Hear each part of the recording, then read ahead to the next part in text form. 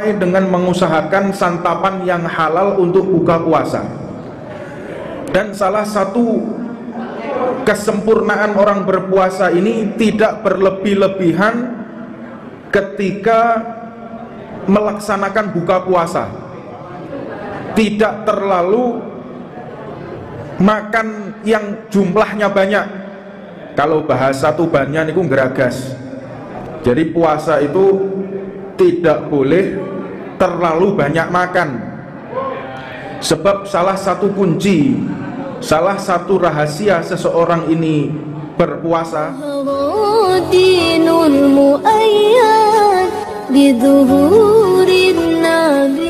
Assalamualaikum warahmatullahi wabarakatuh. Alhamdulillah, puja dan puji syukur kita haturkan kepada Allah Subhanahu wa taala dengan mentakdir kita menjadi umat yang paling mulia, umat yang paling berkah, umat yang paling diistimewakan oleh Allah Subhanahu wa taala. Mudah-mudahan sampai ajal tiba Allah Subhanahu wa taala senantiasa menjaga iman Islam kita dan kita tutup usia kita dengan husnul khatimah. Wa qala radhiyallahu ta'ala anhu wa nafa'ana Allahu bih. Wa min tamami shaumi kafu jawarihi amma yakrahu Allah ta'ala min a'dha'is sab'ah. Ati dzikruha wa fil hadis khamsun yuftirna shaim al-kadhib wal ghibah wan namimah wal yaminul kadhibah wan nadharu bisahwat. Di minggu yang lalu kita membahas tentang bagaimana sesempurnanya seseorang itu berpuasa, bukan hanya menahan makan dan minum, tetapi juga menjaga seluruh anggota tubuh kita dari segala perkara-perkara yang dilarang oleh Allah Subhanahu wa taala. Di antaranya kita tidak boleh berbohong, tidak boleh menghibah atau membuka aib saudara kita, dilarang pula untuk bersumpah palsu, dilarang pula untuk mengadu domba, dilarang pula untuk melihat laki-laki atau perempuan yang bukan muhrimnya. Adapun kesempatan kita yang mulia ini, sebagaimana yang dikatakan oleh Al-Imam Abdullah bin Ali Al-Haddad dan dipahami oleh Al-Imam Al-Habib Ahmad bin Zain Al-Habsyi sehingga dituangkan di dalam kitab Risalatul Jami'ah ini, wa min tamami shaum tahri iftaru ala halalin wa adamu istikthari minal akal wa yambaghi istiktaru minas shaum la siyama ayyamul fadilah fi syar'i wallahu a'lam wa billahi taufiq. Puasa yang sempurna ini bisa dicapai dengan mengusahakan santapan yang halal untuk buka puasa. Dan salah satu kesempurnaan orang berpuasa ini tidak berlebih-lebihan ketika melaksanakan buka puasa, tidak terlalu makan yang jumlahnya banyak. Kalau bahasa tubannya niku geragas. Jadi puasa itu tidak boleh terlalu banyak makan, sebab salah satu kunci, salah satu rahasia seseorang ini berpuasa, yaitu pada saat iftar atau pada saat berbuka puasa. Maka berbuka puasa ini adalah salah satu rahasia Allah yang diberikan kepada hambanya. Di antaranya dengan tidak makan semaunya, minum tidak harus dengan jumlah yang sangat banyak, makan tidak harus dengan jumlah yang sangat banyak. Rahasia daripada seseorang itu berpuasa ada pada makan dan minum secukupnya. Jadi kadang-kadang buka puasa itu digunakan seperti balas dendam. Seharian nggak minum, seharian nggak makan, nanti begitu masuk di bulan masuk pada saat buka puasa, makan sekuatnya, minum sekuatnya. Nah, ini justru akan membuat nafsu kita akan semakin liar dan tidak bisa dikendalikan. Jadi salah satu hikmah seseorang ini berpuasa yaitu melatih manusia untuk mengendalikan nafsunya. Jika nafsu itu bisa terkendalikan, maka tentunya manusia ini semakin mulia. Jadi tingkatan manusia ini menjadi mulia apabila dia semakin bisa mengendalikan nafsunya. Maka di bulan puasa ini kita dilatih oleh Allah Subhanahu wa taala, diajarkan oleh Allah Subhanahu wa taala untuk mengendalikan nafsu. Jadi percuma seharian kita menahan lapar, seharian kita menahan haus, lalu ketika berbuka puasa kita lepaskan nafsu kita secara liar. Ini membuat kita tidak bisa mengambil hikmah seseorang yang berpuasa. Ibarat orang yang berpuasa ini seperti hewan liar. Hewan liar itu apabila susah untuk dikendalikan, maka caranya dilatih perlahan-lahan. Begitu juga dengan kita. Kita akui di antara kita ini pasti banyak yang susah mengendalikan hawa nafsu. Maka kesempatan yang Allah berikan kepada kita di bulan Ramadan ini agar kita bisa melatih hawa nafsu. Poin kedua, seseorang yang masuk di bulan Ramadan ini untuk merasakan bagaimana susahnya para fakir miskin. Kita dilatih oleh Allah dan kita juga diarahkan agar bisa merasakan bagaimana susahnya orang yang memiliki ekonomi yang rendah, orang yang susah makan, orang yang susah minum.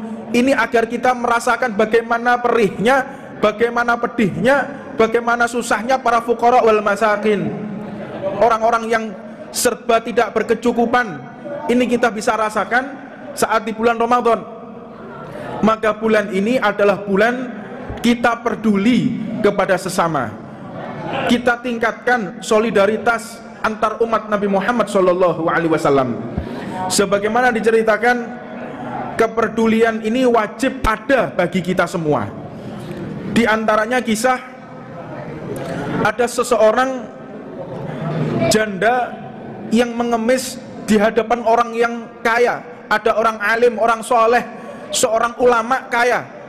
Seorang ulama kaya ini didatangi dengan seorang perempuan janda pengemis, yang mana pengemis janda ini mengatakan kepada ulama, "Wahai ulama, aku mohon sedekah darimu, banyak anak yatim yang aku tanggung di rumah." Ulama ini, seorang alim ini mengatakan, "Kalau memang engkau seorang janda dan memang engkau memiliki anak-anak yatim, mana buktinya? Mana buktinya kalau engkau janda? Mana buktinya kalau engkau memiliki anak-anak yatim?" Maka akhirnya perempuan janda ini ta'athar, hatinya tergores. Ketika hatinya tergores, lalu ditinggalkan begitu saja. Ketika ditinggalkan begitu saja, maka seolah-olah tidak terjadi apa-apa bagi seorang alim ini, orang soleh ini. Seolah-olah tidak terjadi apapun yang telah dia lakukan, menolak permintaan seorang pengemis, sedangkan persediaan makanan dia ada, sedangkan persediaan uang dia ada. Maka malamnya orang soleh ini, orang alim ini bermimpi bertemu dengan Nabi Muhammad SAW. Bermimpi bertemu dengan Nabi Muhammad. Di dalam mimpinya seolah-olah ini adalah hari kiamat. Ini hari kiamat yang luar biasa. Maka orang ahli ibadah ini, seorang abid ahli ibadah, meminta kepada Nabi Muhammad, "Wahai Rasulullah, aku adalah orang yang senantiasa mengerjakan segala peraturan Allah. Aku senantiasa mengerjakan sholat, aku senantiasa mengerjakan seluruh perintahmu, aku mengerjakan haji, aku mengerjakan umrah. Maka hari ini aku membutuhkan syafaatmu ya Rasulullah." Maka Nabi Muhammad pun mengatakan, "Mana buktinya kalau engkau adalah umatku?" Di dalam mimpi Nabi Muhammad mengatakan demikian, "Mana buktinya kalau engkau ini adalah umatku?" Maka terdiam seorang ahli ibadah ini, tidak bisa menjawab pertanyaan Nabi Muhammad SAW. Maka seorang abid ini ditunjukkan ada istana yang sangat indah dan besar, istana yang luar biasa, ditunjuk. Seorang ahli ibadah ini bertanya, "Rumah siapakah yang begitu megah dan indah itu?" Dijawab oleh Rasulullah, "Itu adalah rumah orang Yahudi, seorang penyembah api. Dia adalah orang yang berhak meninggali istana tersebut, orang yang berhak memiliki istana tersebut."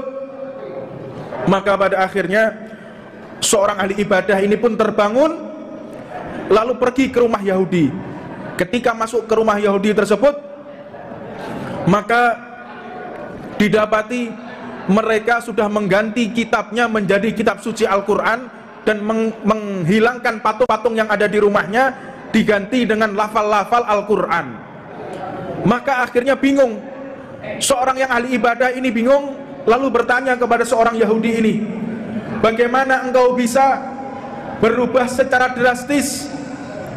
Dijawab oleh seorang Yahudi ini, aku telah mendapatkan hidayah dari Allah, yang mana tadi malam aku bermimpi bertemu dengan Nabi Muhammad SAW, dan aku langsung dituntun 2 kalimat syahadat di tangan Nabi Muhammad SAW.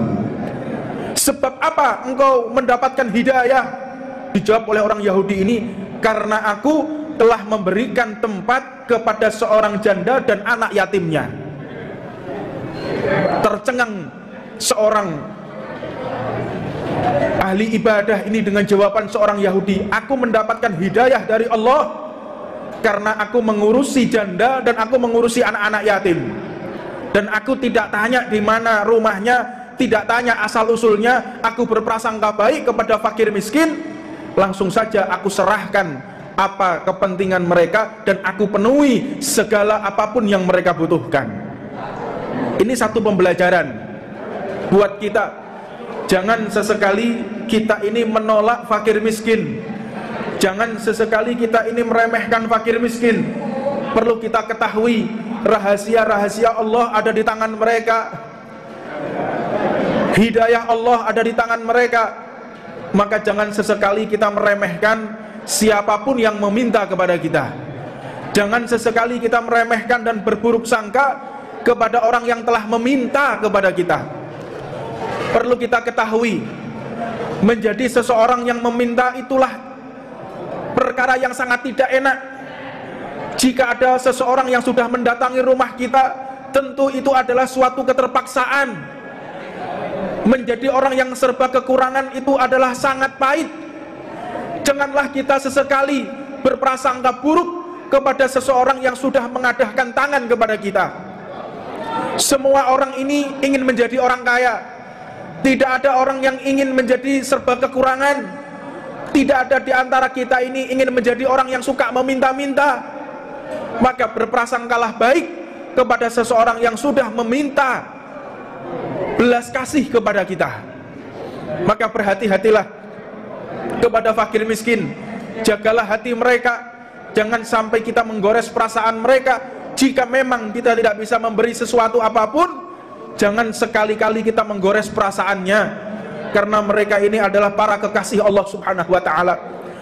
Al-Imam Abdullah bin Alwi Al-Haddad dalam Nasaih Diniyah mengatakan, para fakir miskin ini adalah lambang kenabian dan lambang para walinya Allah Subhanahu wa taala. Orang yang serba kekurangan ini adalah lambang nubuwah, alamatun nubuwah. Para fakir miskin ini adalah lambang kenabian. Para fakir miskin ini adalah lambang para kekasihnya Allah Subhanahu wa taala. Banyak para nabi itu daripada minal masakin. Banyak para nabi itu dari golongan orang-orang yang miskin. Banyak para walinya Allah Subhanahu wa taala itu dari golongan orang-orang yang serba kekurangan.